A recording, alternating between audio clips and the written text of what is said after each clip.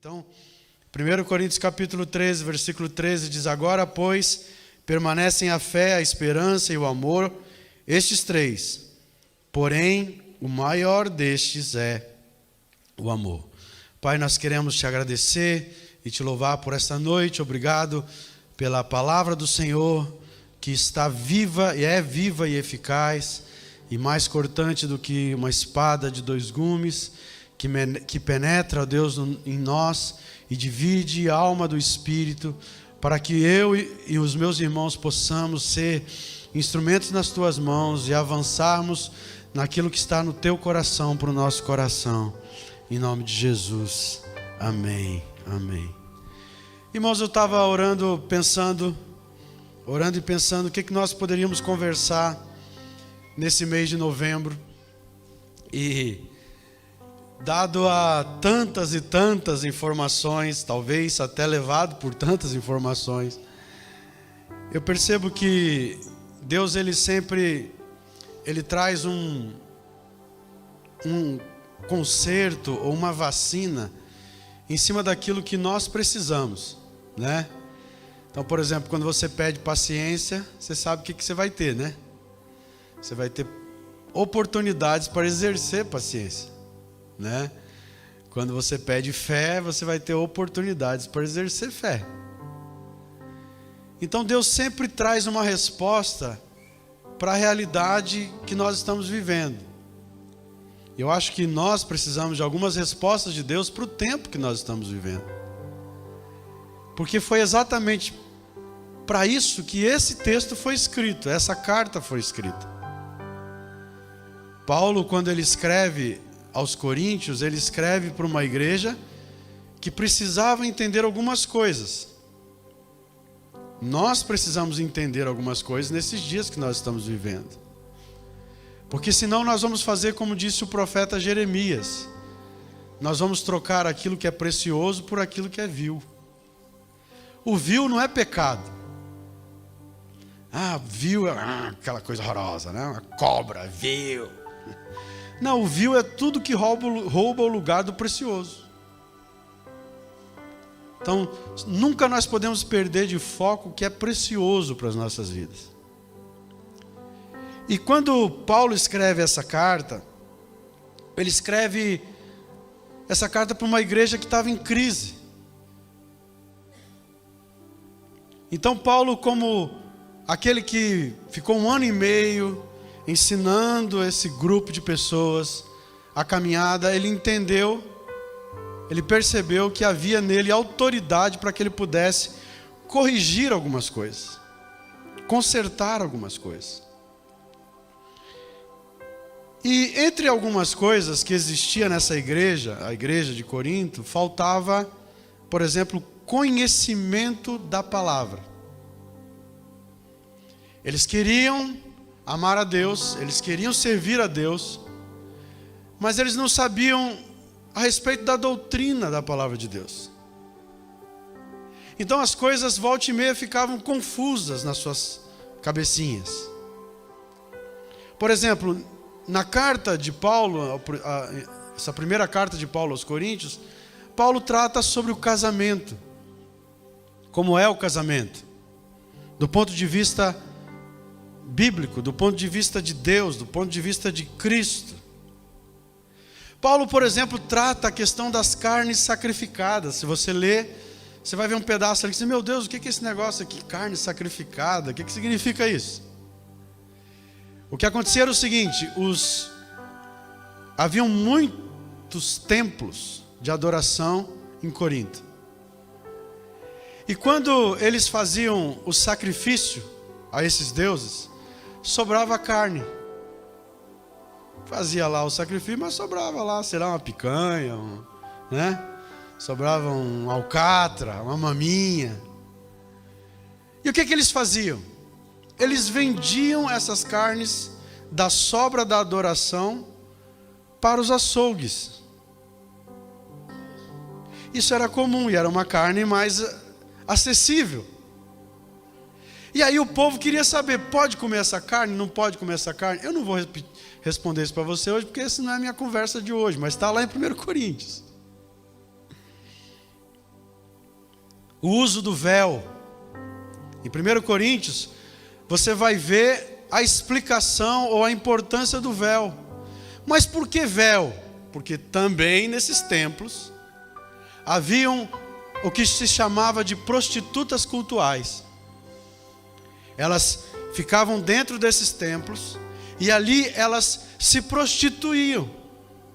E uma das características dessas mulheres é que elas raspavam a cabeça, elas ficavam careca. Só que com o Evangelho, porque o Evangelho é poder para transformar toda a vida, amém? Quando essas mulheres se convertiam, elas vinham para a igreja. E por conta disso havia um preconceito com elas. Porque elas chegavam na igreja, todo mundo sabia quem elas eram antes, até que os seus cabelos crescessem. E naquela época não tinha peruca para vender, Ana Paula. Não tinha. Não tem nada com isso, né, Ana Paula? Meu cabelo é de verdade, pode puxar, fala. Então o que eles colocaram? Colocaram um véu. O véu era uma maneira de proteger o indivíduo, proteger a pessoa do preconceito. Estão entendendo? Então,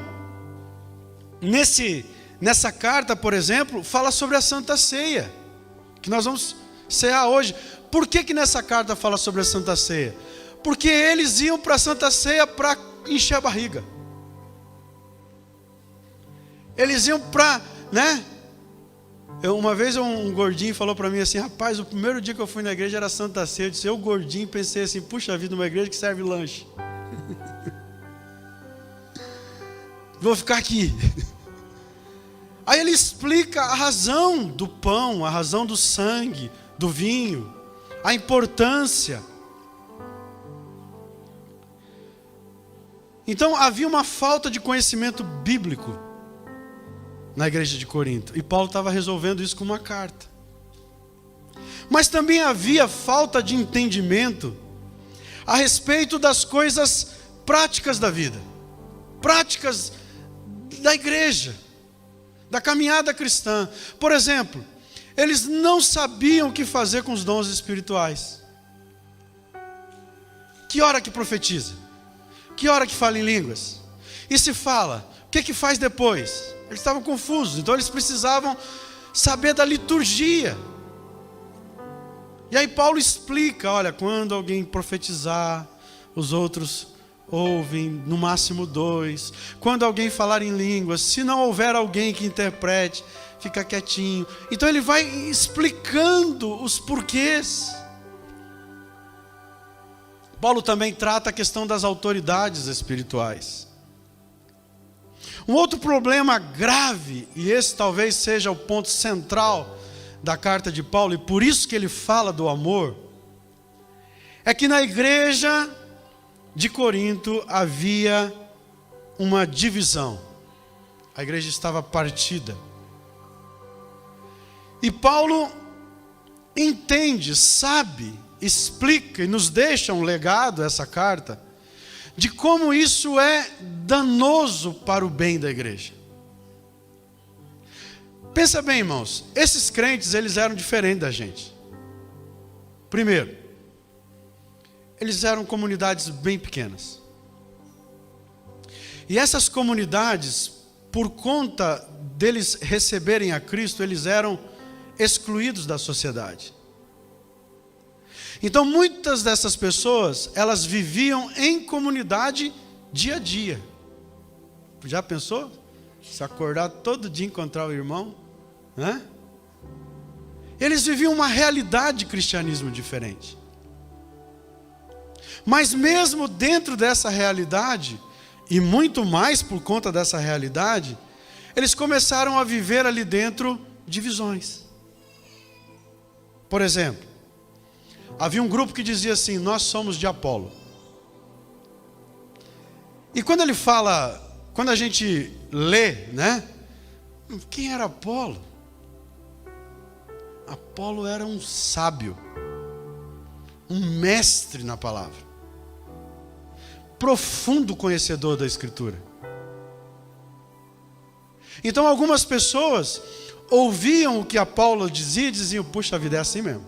É desse jeito, né? É assim. Eu quero seguir esse cara. Havia um segundo grupo, que era o grupo de Cefas. Quem era Cefas? Cefas é o nome grego para Pedro. Então era Pedro. E esse grupo queria seguir os ensinamentos na visão, no olhar, na característica de Pedro. Mas tinha um problema com Pedro. Pedro era judaizante. Pedro gostava das coisinhas do Velho Testamento. Ele queria botar quipar na turma, queria colocar como é que é o nome do candelabro? Um candelabro no altar.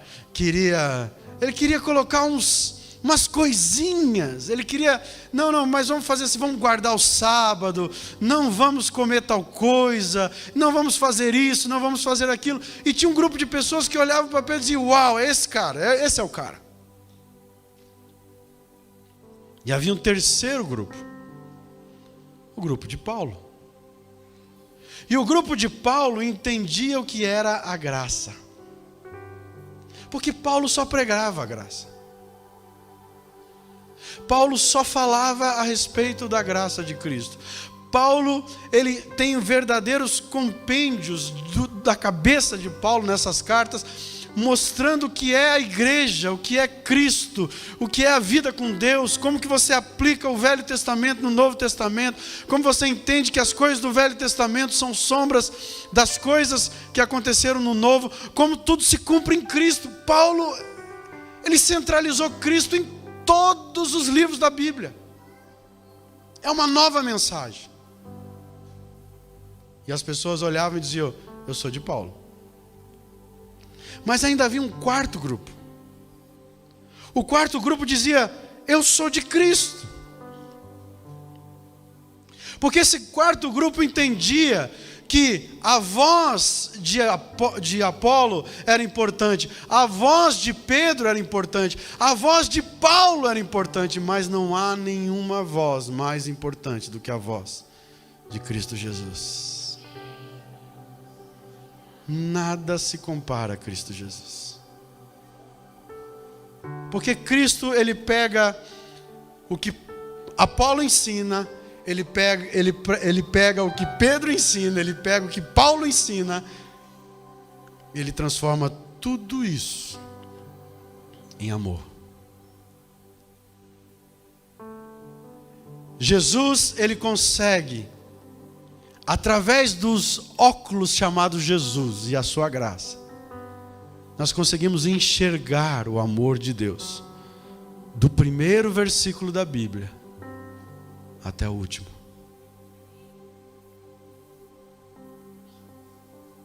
E é por isso que Paulo, ele vem refutando e explicando e ensinando todas essas coisas. Ele percebe que há pensamentos diferentes na igreja. Irmãos, pensamentos diferentes na igreja não tem problema. Porque o que ele percebe é que dentro dessa pequena igreja haviam panelinhas. Panelinhas. E o mais interessante é que, se você for estudar as cartas, você vai perceber que todos os problemas de divisão que existem no Novo Testamento, nas igrejas, eram vozes de fora que mudavam a cabeça dos cristãos aqui dentro. Sabe por quê, meu irmão? Deixa eu dizer algo para você. É difícil ser comunidade. É difícil viver em comunidade. É difícil. E tem muita gente por aí que não sabe o preço que é viver em comunidade. Mas essas pessoas, elas não têm nenhuma responsabilidade com comunidades. Algumas lideram movimentos. E movimento, irmão, entra, sai, ninguém sabe quem é. Você é só um número, você é só um rosto. Mas comunidade é outra coisa. Dá um lá para mim, irmão, fazendo um favor. Quando a gente declara, por exemplo, somos corpo, e assim bem ajustado, totalmente ligado, unidos, vivendo em amor, uma família, sem qualquer falsidade, vivendo a verdade, expressando a Quem sabe? Vamos lá, os velhinhos aí. Vivendo o compromisso do grande amor de Cristo, eu preciso de ti, querido irmão, precioso és para mim, querido irmão. É diferente. Não é um movimento. Quando o Sérgio senta ali, e o dia que ele não está ali, eu me preocupo. Por que você não está ali, Sérgio? Porque é uma família. Ele não é um número. Ele não é só um rosto. Ele é um indivíduo dessa família, dessa comunidade. E Paulo entendia isso. Paulo sabia o preço que foi pago por cada uma daquelas pessoas que estavam ali. Então, quando você lê, e eu posso te dar isso como lição de casa, quando você lê as letras de 1 Coríntios e de 2 Coríntios, coloque uma palavra sempre, ou um sentimento, ou um coração, melhor dizendo, sempre. Isso aqui está cheio de amor. O que Paulo quer manifestar na sua correção, o que Paulo quer manifestar em cada letra aqui é o amor de Deus. E para manifestar esse amor, quando nós... deixa a tua Biblinha aberta aí.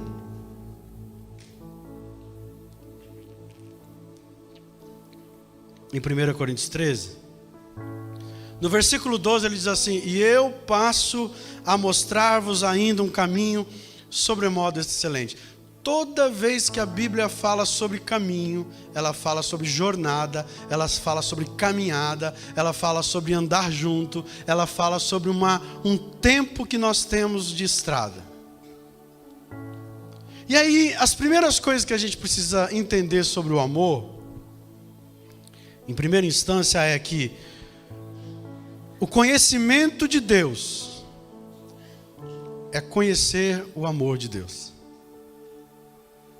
Você só vai conhecer a Deus quando você conhecer o amor dele. A Bíblia é um livro de amor, uma carta de amor escrita para você. Por isso que o diabo não quer que você leia a Bíblia. Porque a Bíblia, ela produz liberdade. Conhecereis a verdade e a verdade vos libertará. Quanto mais eu e você conhecermos o amor de Deus, mais nós vamos conhecer a Deus. A segunda coisa sobre o amor que a gente precisa entender é que o amor, ele é recebido, mas ele não é adquirido. Eu não posso comprar o amor de Deus. Eu não posso fazer nada para receber o amor de Deus. Deus decidiu me amar. Nasceu no coração de Deus amar você. Mesmo quando você estava lá vivendo a sua vida em pecado, vivendo longe dos caminhos do Senhor, Ele já te amava. Não importa se você queria ou não queria, Ele já te amava. com um amor tão grande, tão profundo, que Ele fez, que Ele deu o seu melhor, para que eu e você pudéssemos ter vida. Meu irmão, nenhum de nós aqui temos direito ao céu. Nenhum de nós temos direito ao amor de Deus. Deus decidiu nos amar. E Ele não se manifesta por autoafirmação, mas Ele se manifesta por autorrendição. Quanto mais eu e você nos rendemos ao amor de Deus, mais Ele se manifesta. O amor evoca fé. A fé evoca o amor. O amor evoca a fé, porque fé é obediência. Aquele que tem os meus mandamentos e os guarda, este é o que me ama. Então a fé e o amor, eles andam juntos. Eu obedeço a Deus porque eu amo porque eu obedeço. Como eu não vou obedecer um Deus tão grande? Como eu não vou obedecer um Deus que me ama tanto? E a última coisa é que o amor é o próprio Deus entre os homens. O amor é uma pessoa. O amor se chama Jesus. A revelação do amor de Deus é a revelação de Jesus na minha vida e na sua vida. Agora deixa eu rapidamente trazer para você algumas coisinhas. Já estamos bem adiantado. Quando a gente lê 1 Coríntios 13, a gente percebe que há pelo menos algumas sessões aqui que Paulo está nos explicando sobre o amor. A primeira sessão, ele está dizendo o seguinte, que nenhum esforço, aliás, não é o que eu faço que revela o amor de Deus, não é pelo meu esforço, mas é por quem eu quero amar. Se o meu coração não está cheio de amor, não adianta fazer esforço. Por isso que ele diz o seguinte, olha, ainda que eu fale a língua dos anjos e dos homens, se eu não tiver amor, não resolve nada. O que Paulo está dizendo? Paulo está dizendo o seguinte, você pode mudar a tua linguagem, mas isso não significa nada. Não, agora eu falo a paz. Mudei minha linguagem. Agora eu digo misericórdia. O sangue de Jesus tem poder. Isso não muda nada. Se não houver amor, não muda nada. Eu só mudei meu jeito de falar. Antes, quando eu trupicava, eu soltava as cobras e lagarto. Agora, quando eu trupico, eu falo, o Senhor é meu pastor e nada me faltará. Não mudou nada. A segunda coisa, ele diz, se não tiver amor, eu serei como um sino, ou como um bronze que soa, que retine. Sabe o que ele está falando? Era comum nas igrejas, nos santuários, ter sino. E o sino simbolizava o quê? O momento do culto. Quando se tocava o sino, as pessoas, até hoje é assim, né? Você vai em alguns lugares, aqui em Curitiba mesmo, dependendo da igreja que tem perto, né? Você escuta blém, blém. O que você sabe? Você já sabe, ó. Tá na hora do culto das 7.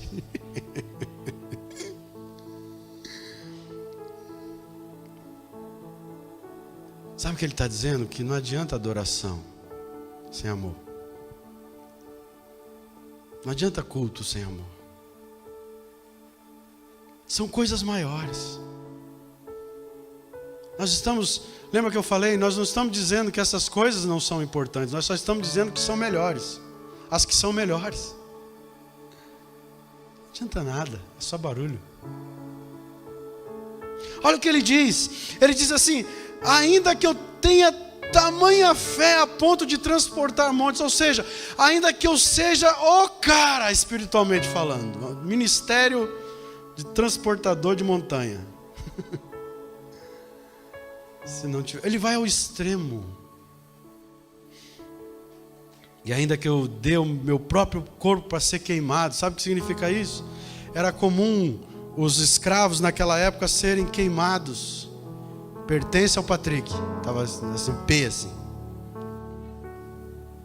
Então ele estava dizendo: ainda que eu seja entregue como escravo, se eu não tiver amor, não adianta nada. Gente, Paulo está dizendo que todas as coisas que eu e você podemos estudar, aprender, fazer dentro da igreja, se nós não tivermos amor, nós não vamos chegar a lugar nenhum. Depois, no capítulo 4 em diante, ele dá uma lista de coisas que fala o seguinte: amor não faz sentido se você não olhar para o seu lado. Olha para o seu lado aí.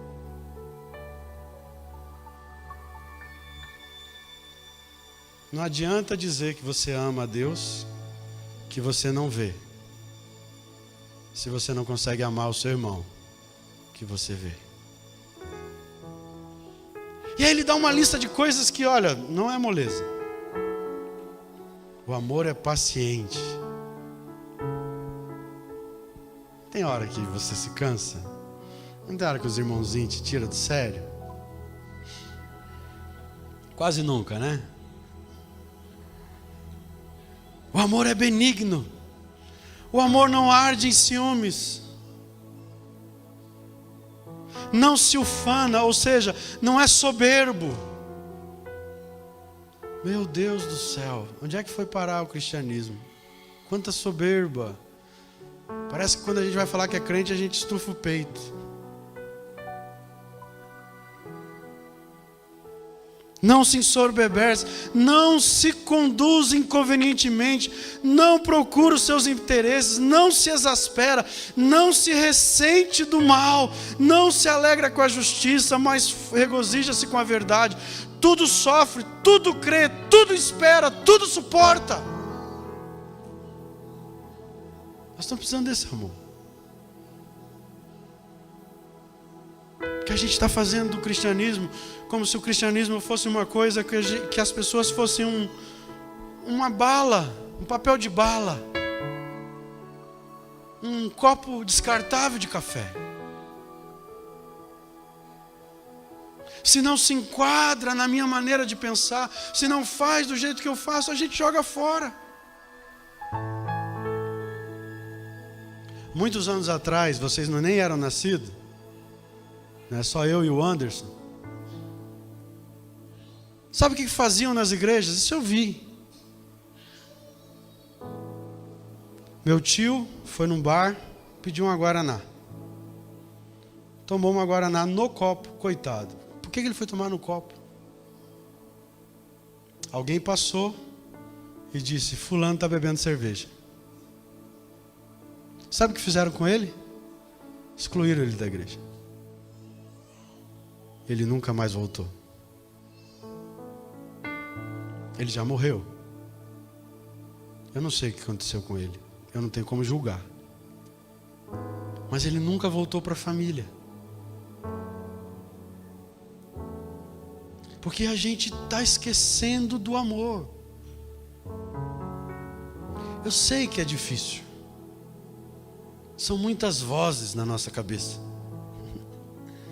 São muitas coisas e que parecem até certas, mas não são cristãs. Porque o amor de Deus se revela na vida, aqui, ó, no dia a dia. Sabe o que eu espero de vocês? Do fundo do meu coração. Do fundo do meu coração. Esse é o meu maior sonho para cada um de vocês. Que vocês encontrem, que vocês estejam assim, andando a 100 por hora no propósito de Deus para a vida de vocês. Cada um de vocês. Cada ação que nós fazemos aqui na igreja, tem aqui várias pessoas que se reúnem comigo, sabem muito bem disso. A única coisa que nós queremos é que vocês alcancem o máximo de Deus para a vida de vocês. É isso que eu espero. Só que às vezes você trava, né? Você não entende. Esses dias atrás, um irmão que saiu aqui da igreja, alguns anos atrás, eu fui visitá-lo. Ele queria uma visita. Ele disse para mim: pastor, eu queria pedir perdão para o senhor. E eu, nossa, o que você fez que eu nem sei? Ele disse assim: porque você me avisou que era certo e eu não quis te escutar. Porque eu não tenho nenhum prazer de te travar. Eu não tenho nenhum prazer de deixar você travado. Vou fazer o Patrick sofrer. Não. E Deus é assim. Ele sempre espera o melhor de nós. E Ele espera que eu e você possamos crer, sofrer, esperar, suportar. Porque no versículo 8 ele diz: o amor jamais acaba. Olha que frase linda. Quando você se sentir esgotado, cansado, como eu estou dessa semana. Que semaninha, irmãos. Que semana. Parece que toda a dor de tudo que eu tenho visto está aqui dentro, Senhor, explodindo no meu coração. Vendo pessoas, brigando com pessoas por bobagem. Vendo a caneta, a cor pesada na internet contra os irmãos por nada. Por coisas vis. Deixando as coisas preciosas sendo trocadas por coisas vis. E aí você se sente esgotado, que não dá vontade nem de levantar da cama. Alguém já teve isso? Se chama o quê?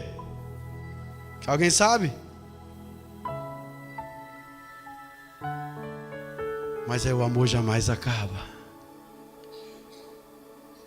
Aí Deus enche o meu coração de amor e diz: vai, filho, tudo crê, tudo espera, tudo suporta. Eu não sou nada. Eu não sou nada. Não sou nada, não sou melhor que você. E aí ele diz no versículo 9: porque em parte conhecemos e em parte profetizamos. Ou seja, tem coisa que a gente não sabe direito o que é. A gente só profetiza, mas não sabe direito. Mas quando porém vier o que é perfeito, então o que é em parte será aniquilado. Aí nós vamos ver, que nós não estamos vendo ainda. Sabe por quê? E ele explica isso no versículo 11. Ele diz assim: quando eu era menino, falava como menino, pensava como menino. A gente é assim. A gente é menino. Significa que o amor, ele se desenvolve. Eu lembro quando eu fui visitar o Davizinho, pequenininho lá, que ele nasceu. Cresceu, né, Davi? Já sabe mexer no celular, não sabe? Sabe fazer conta? Desenvolveu. O amor precisa ser desenvolvido, porque senão você vai ficar sempre como um menino. E um menino. Como é que é menino? Beiçudo. Pô, se eu fizer um beijo maior, eu acerto você aí, né? Porque o bicho é grande. Eu fico... menino. O que precisa? Desenvolver. Só desenvolver. A hora que eu estiver me sentindo no direito de não esperar, eu espero. De não suportar, eu suporto. Deixa eu acabar, senão eu vou desanimar vocês. Deixa eu acabar. O amor é maior porque o amor revela o próprio Deus. O próprio Deus. A vida com Cristo é uma vida no reino do amor. Está entendendo? Sabe quando você ora assim, Senhor, venha o teu reino? Você está dizendo, Senhor, venha o teu amor. E isso não é para nos desanimar. Ai, como eu não tenho amor. Ai, para. Não, levanta essa bobagem. Não é nada disso. É que eu e você precisamos crescer. Eu também já fiquei birrentinho. A Gisalda não fez o negócio que eu queria. Eu também não vou fazer. Também fiz isso já. Eu falei que não era para fazer tal coisa, para comprar tal coisa. Ela comprou, agora também eu falei que ia fazer tal coisa, não vou fazer. Também já fiz isso. Se bobear, devo ter feito isso essa semana. Não é para nos desanimar, é para nos despertar. Afinal de contas, eu não estou aqui, eu não sou animador de auditório. Eu não sou o Silvio Santos. Mas vem. Não sou o Silvio Santos. Aliás, está muito bom o coisa dele lá, a série que saiu dele. Eu sou um pastor. Eu sou o pai dessa casa. E meu papel é te alertar. Meu papel é cuidar de você. Por isso que eu sofro. Sofro no meu corpo. Mas eu sei que eu estou sofrendo por amor. A hora que se Jesus resolver me levar para outro lugar, se Jesus resolver fazer outra coisa comigo, isso é com Ele. Mas enquanto eu estiver aqui, Deus me der cada uma dessas vidas para eu cuidar, eu vou orar e acreditar em vocês.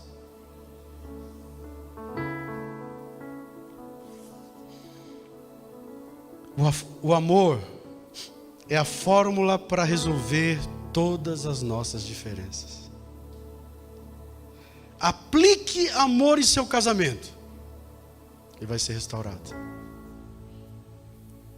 Aplique amor nos seus relacionamentos, eles vão ser restaurados.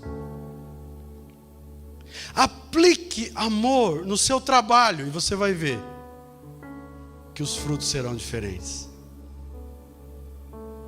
Aplique amor na sua empresa e você vai ver como aquelas pessoas que trabalham para você vão te respeitar. Vão entender que cada um tem um papel, mas que você as ama. Meu irmão, o amor muda tudo. Está cansado?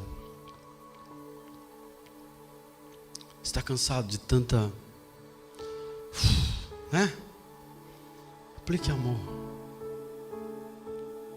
Algumas vezes você vai se sentir vazio. Mas tem uma promessa aqui para nós. O amor jamais acaba.